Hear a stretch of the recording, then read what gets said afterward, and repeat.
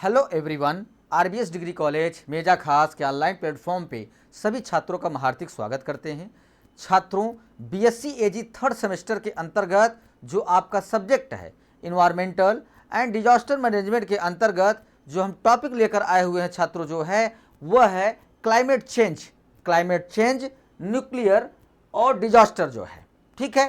तो इसका अर्थ यह होता है छात्रों जो है कि जलवायु परिवर्तन जो है, परमाणु आपदाएं क्या हैं, परमाणु आपदाओं के द्वारा जो है हमारे वन जीवों, पर्यावरण, मानव पर कितना बुरा प्रभाव पड़ रहा है और उनका सामाजिक और आर्थिक जो परिस्थितियां हैं वो कितनी बिगड़ रही हैं जो है, आज हम इसके विषय में अध्ययन आप लोग को कराने चल रहे हैं। ठीक है, आइए स्क्रीन पर चलते हैं। जलवायु परिवर्तन आपका छात्रों जो है, जो आप भी बहुत अच्छे तरीके से समझते हैं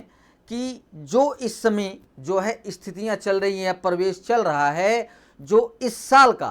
तापमान रहा है, परिवार और क्या कहते हैं जो भी अपने आवास में जो है पशु पक्षी जीव जंतु जो रह रहे हैं अपने आवास और अपने परिवार के साथ जो है, तो उनका जो इस समय इस जो है साल ईयर्स का जो तापमान उन्होंने सहा है, तो ये उन्होंने आभास किया है कि आगे चलकर जो है तापमान में वृद्धि होना संभव है, क्योंकि जिस तरीके से जो है जलवायु परिवर्तन हो रहा है वहाँ पे तापमान परिवर्तन होना और उसमें अधिकता आना जो है बहुत ही जो है क्या कहते हैं संभव है। क्योंकि वजह क्या है कि जिस तरीके से वनों का कटाई हो रहा है, शहरीकरण की प्रक्रियाएं हो रही हैं, तो ये चीज़ें जो है जलवायु परिवर्तन का मुख्य कारण बन रही हैं छात्रों। ठीक है, तो जलवायु परिवर्तन जो है का मतलब यह है कि तापमान और मौसम के पैटर्न में दीर्घकालिक बदलाव से है। ठीक है, तो ऐसे बदलाव प्रकृति जो है, ऐसे बदलाव जो प्रकृति हो सकते हैं। अगर जलवायु का परिवर्तन हो रहा है छात्रों जो है, तो वो तो प्रकृति के अंदर ही हो रहा है ना, अंदर, वो बाहर तो हो नहीं रहा है, वो प्रकृति और वायुमंडल के अकॉर्डिंग ही आपके जो है जलवायु परिवर्तन हो रहा है, जिसमें कई ऐसी भयानक समस्याओं का जो है सामना जो है हमारे जीव जंतु और मनुष्य भी कर रहे हैं। तो इस वजह से ऐसे बदलाव प्रकृति के हो सकते हैं जो सूर्य की गतिविधियों में बदलाव या बड़े ज्वालामुखी विस्फोटों के जो है कारण हो सकते हैं। ठीक है, अगर तापमान में वृद्धि होगा छात्रों जो है, तो आप ये समझिए कि चट्टानों में कहीं ब्लास्ट होंगे, तो कहीं जो है ऐसी जो है स्थितियां आएंगी जो है कि वहाँ के लोग उस तापमान को सह नहीं पाएंगे, तो मरने की स्थिति में आएंगे जो है। तो इसी वजह से जो है जलवायु परिवर्तन जो है एक बहुत ही बड़ी समस्या है, आज के पर्यावरण और आपके वायुमंडल का जो है संतुलन को बिगाड़ रहा है जो है। तो फिर लेकिन 1800 के दशक से मानवीय गतिविधियों जलवायु परिवर्तन का मुख्य कारण रही हैं। मुख्य रूप से कोयला, तेल और गैसें जैसे जीवाश्म ईंधन जो है आपके जलने के कारण ये सारी प्रक्रियाएं जो है आपके जलवायु परिवर्तन का जो है हिस्सा बन रही हैं। फिर उसके बाद जीवाश्म ईंधन के जलने से ग्रीन हाउस गैस उत्सर्जन होता है, जो पृथ्वी के चारों ओर एक कंबल की तरह कार्य करता है, जो सूर्य की गर्मी को जो है रोक लेता है और तापमान को जो है बढ़ाता है। ठीक है, तो कहने का अर्थ ये है छात्रों जो है कि जो हमारे जो है जीवाश्म ईंधन, कोयले और तेलों के द्वारा जो गैसें बाहर आ रही हैं हमारे पर्यावरण में मिल रही हैं और क्या कहते हैं हमारे वायुमंडल को दूषित कर रही हैं जो है, तो कहने का अर्थ ये है कि ये जो है जलवायु परिवर्तन के मुख्य स्रोत हैं, जिसके द्वारा जो है जलवायु परिवर्तन का कारण बनने का मुख्य जो है ग्रीन हाउस गैसों में कार्बन डाइऑक्साइड और मीथेन जो है गैसें शामिल होती हैं जो है, जिसके कारण से आपका जो है कई ऐसे जो है जलवायु परिवर्तन के मुख्य जो है रीजन्स आपको सामने भी जो है देखने को मिलेंगे जो है। क्योंकि आप लोग भी आज के समय में देख रहे हैं कि जब धान की फसल की कटाई होती है तो उस समय जब हार्वेस्टिंग का टाइमिंग होता है तो किसान अपने खेत में पुआल को जला देते हैं। तो उसके द्वारा जो धुएं आपके वायुमंडल में फैलता है तो वो भी जो है एक तरीके से आपके जलवायु परिवर्तन का मुख्य कारण है जो है। फिर उसके बाद उदाहरण के लिए कार चलाने के लिए, गैसोलीन या इमारत को गर्म करने के लिए कोयले का उपयोग करने से गैसें निकलती हैं जो आपके जलवायु परिवर्तन को बहुत प्रभावित करती हैं। फिर उसके बाद भूमि को साफ करने और जंगलों को काटने से भी कार्बन डाइऑक्साइड गैसें निकल सकती हैं। कृषि तेल और गैस संचालन मीथेन उत्सर्जन के जो है मुख्य स्रोत हैं। ऊर्जा, उद्योग, परिवहन, भवन, कृषि और भूमि उपयोगी ग्रीन हाउस गैसों का कारण बनने वाले मुख्य क्षेत्रों में से एक हैं जो आपके जलवायु परिवर्तन का मुख्य कारण बन रही हैं। क्योंकि आप भी बहुत अच्छे तरीके से समझ रहे हैं छात्रों जो है कि जिस तरीके से आपके जनसंख्या की वृद्धि हो रही है तो लोगों के पास जो है सुख सुविधाओं के लिए जो है वो परिवहन में जो है कारें, गाड़ी, मोटरसाइकिल, ये सारी चीज़ों का जो है उपयोग कर रहे हैं। तो जो ये चीज़ें आप जो है तेल का जो ईंधन की खपत हो रही है और उसके द्वारा जो गैसें बाहर आ रही हैं वो आपके ग्रीन हाउस गैसों को बहुत ही बुरी तरीके से प्रभावित कर रही हैं, जिसके कारण से जो है हमारे कुछ ऐसे भी प्रजातियां हैं जो धीरे धीरे हमारे इस क्या कहते हैं संसार से विलुप्त हो रही हैं।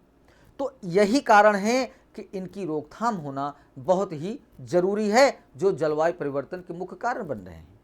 फिर उसके बाद परमाणु आपदा आता है जो आपका जो है जलवायु परिवर्तन का जो टॉपिक के अकॉर्डिंग रखा गया है कि न्यूक्लियर जो आपदाएं हैं, परमाणु आपदाएं हैं, डिजास्टर मैनेजमेंट हैं, उसको किस तरीके जो है हमें बचाना है, कैसे उसे जो है लोगों को सुरक्षित रखना है या अपने पर्यावरण या प्रकृति को कैसे सुरक्षित रखना है। तो ये जो है परमाणु आपदाओं में जो है किस तरीके से हमारी आर्थिक और क्या कहते हैं सामाजिक जो अस्त व्यस्त चीज़ें रहती हैं वो किस तरीके खराब होता है जो परमाणु आपदा के द्वारा जो है हम आपको बतलाने चल रहे हैं। तो परमाणु खतरे जो होते हैं उसे हम कह रहे हैं कि विद्युत उत्पादन, चिकित्सा, उद्योग, कृषि, अनुसंधान और रक्षा के क्षेत्रों में परमाणु विज्ञान और प्रौद्योगिकी के अनुपयोग में वृद्धि के कारण परमाणु और रेडियोलॉजिकल आपात स्थितियों के कारण घटित होने का जोखिम जो है बढ़ गया है जो आपके परमाणु आपदा के अंतर्गत आता है। तो कहने का अर्थ ये है छात्र जो है कि कुछ ऐसे भी हमारे क्या कहते हैं देश हैं जो अपनी सुरक्षा के लिए जो है परमाणु जो है संयंत्रों का उपयोग कुछ ऐसे क्षेत्रों में कर देते हैं जहां आज भी जो है लोगों की जो है स्थितियां और जीवन शैली बहुत ही जो है बुरी हैं छात्रों जो है, क्योंकि परमाणु ऊर्जा के द्वारा, परमाणु संयंत्रों के द्वारा इतनी प्रकार की गैसें और इतनी प्रकार के रेडियोलॉजिकल जो है तरंगे निकलती हैं जिसके कारण से लोग बहुत बुरी तरीके प्रभावित हो रहे हैं। ठीक है, तो फिर उसके बाद परमाणु एवं रेडियोलॉजिकल आपातकालीन आपदा का परिदृश्य हम बता रहे हैं छात्रों जो है कि परमाणु रिएक्टर सहित परमाणु ईंधन चक्र की किसी भी परमाणु सुविधा में या रेडियोधर्मी स्रोतों का उपयोग करने वाली सुविधा में होने वाली दुर्घटना जिसके परिणाम स्वरूप पर्यावरण में बड़े पैमाने पर रेडियोधर्मिक जो है फैलती हैं, जिससे जो है पशु पक्षी मानव का जीवन जो है अस्त व्यस्त हो जाता है और उन्हें कुछ लाइलाज जो है बीमारियां हो जाती हैं जिससे वो लास्ट में जाके जो है उनकी मृत्यु हो जाती है। ठीक है,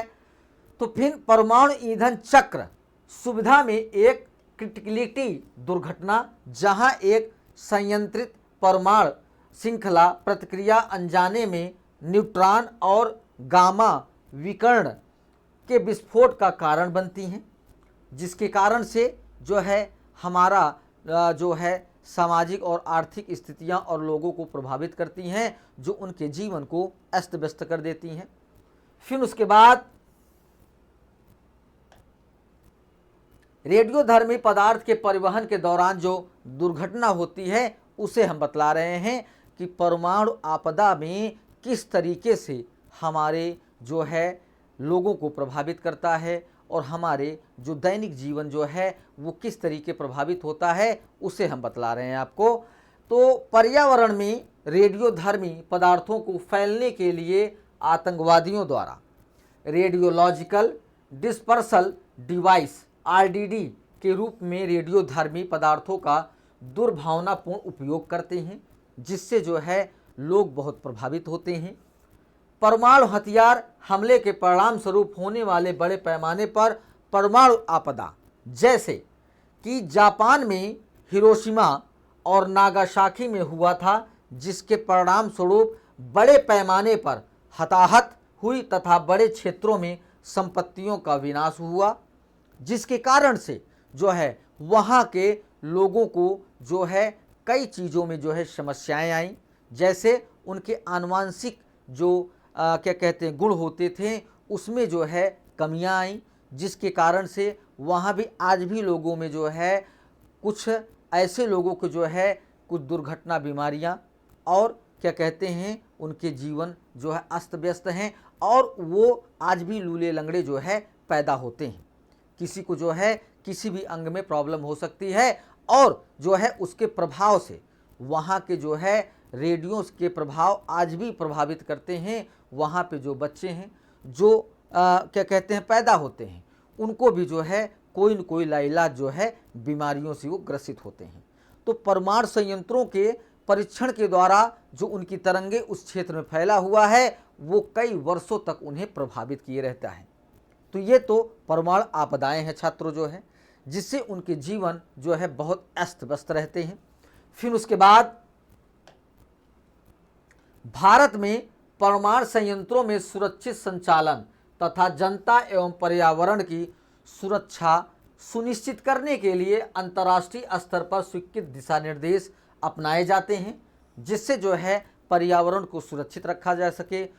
पशु पक्षियों को सुरक्षित रखा जा सके, मानव को जो है सुरक्षित रखा जा सके। तो ये जो है हमारी भारत सरकार इसको जो है कुछ योजनाएं बनाकर जो है दिशा निर्देश जो है देते रहते हैं। फिर उसके बाद काकरापार परमाणु ऊर्जा स्टेशन KAPS एक परमाणु ऊर्जा स्टेशन है जो गुजरात राज्य के सूरत शहर में जो है निकट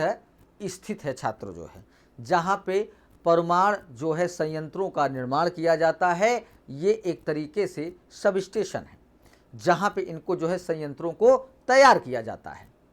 इसमें 220 मेगावाट क्षमता के दाब युक्त जल का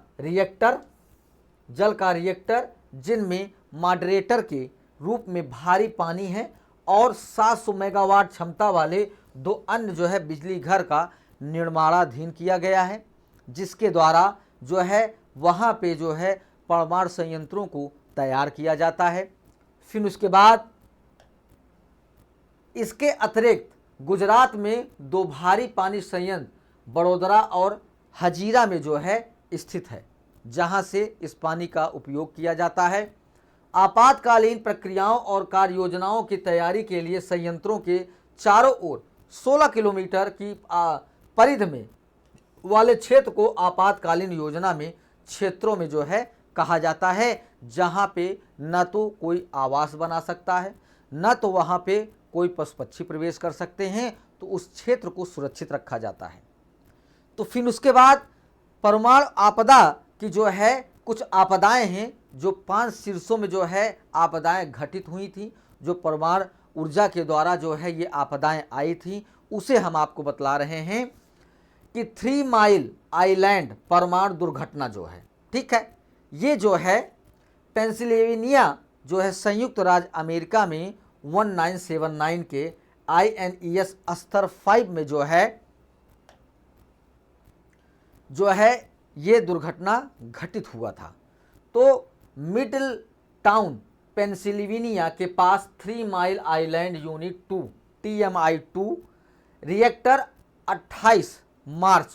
1979 को आंशिक रूप से पिघला गया था,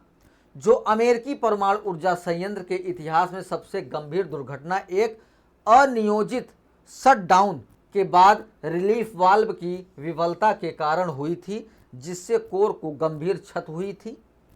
बेहतर उपकरण, प्रशिक्षण कार्यक्रम और सार्वजनिक सूचना के मामलों में काफ़ी सुधार किया होगा, लेकिन सौभाग्य से कई चोट या स्वास्थ्य भर कोई स्पष्ट जो है प्रभाव उन पर नहीं पड़ा था, जो आपके परमाणु आपदा का जो है एक दुर्घटना का जो है परिदृश्य हुआ था छात्रों। फिर उसके बाद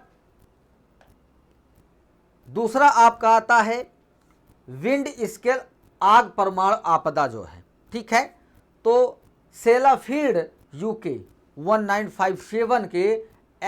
INES लेवल 5 के अंतर्गत जो परमाणु आपदा हुई थी उसे हम बतला रहे हैं कि 10 अक्टूबर 1957 को विंड स्केल कवरलैंड अब सेल्फाफील्ड कुब्रियावा में यूनिट 1 परमाणु रिएक्टर के केंद्र में 3 दिनों तक भयंकर जो है आग लगी हुई थी, ठीक है। लेवल 5 दुर्घटना के पूरे यूरोप में रेडियोधर्मी प्रदूषण फैला दिया और ऐसा माना जाता है कि आइसोटोप आयोडीन 131 के निशानों के कारण सैकड़ों कैंसर के निदान हो सकते थे, जो कि वहाँ पे नहीं हुआ। इस तरीके के परमाणु आपदा वहाँ पे फैली जो है। फिर उसके बाद विंडे स्केल के 2 ढेर ब्रिटिश परमाणु बम परियोजना के दौरान जल्दबाजी में बनाए गए थे। यह ब्रिटेन की अब तक की सबसे बुरी जो है परमाणु दुर्घटना थी छात्रों जो है, जो एक परमाणु आपदा का स्वरूप था जो है। फिर आता है तीसरा आपका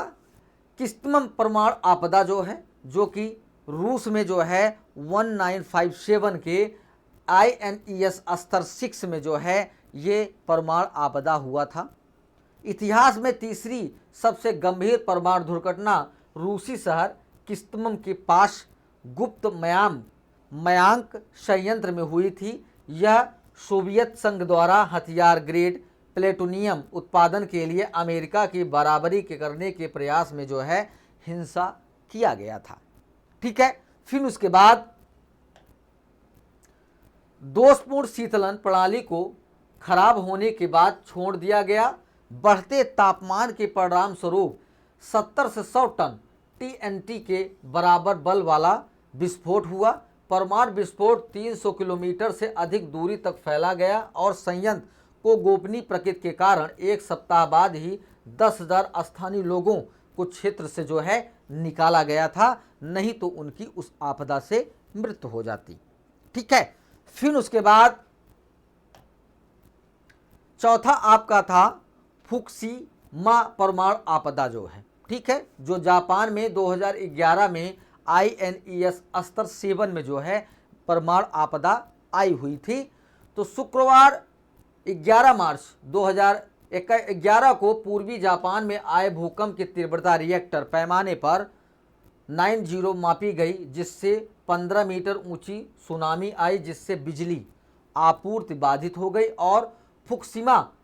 दाइची संयंत्र में 3 रिएक्टर जो है पिघल गए थे, जो आपदा के मुख्य कारण बने थे। आधिकारिक आंकड़ों से पता चलता है कि निकासी प्रक्रिया के परिणाम स्वरूप 1000 से अधिक मौतें हुई, जिसमें जो है 1 लाख से अधिक लोग जो है विस्थापित हुए थे, हटाए गए थे वहाँ से जो है, नहीं तो उनकी भी जो है मृत्यु हो जाती। बाद की जांच से पता चला कि इस तरह की विनाशकारी प्राकृतिक आपदा के लिए बुनियादी ढांचा जोखिम पूर्वानुमान अपर्याप्त थे, जिसके कारण से वहाँ परमाणु जो है आपदा आई जो है। वहाँ के संयंत्र पूरे तरीके तैयार नहीं थे, जिसके कारण से उसके वाल्व कुछ ऐसे लीक हो गए, जो वहाँ के जो है लोगों के जो है क्या कहते हैं संयंत्रों के द्वारा तरंगे पहुँची जो है, जो वहाँ पे उस गैस के प्रभावित जो है लोग जो है वहाँ पे जो है एक्सपायर हो गए, मतलब मर गए जो है। फिर उसके बाद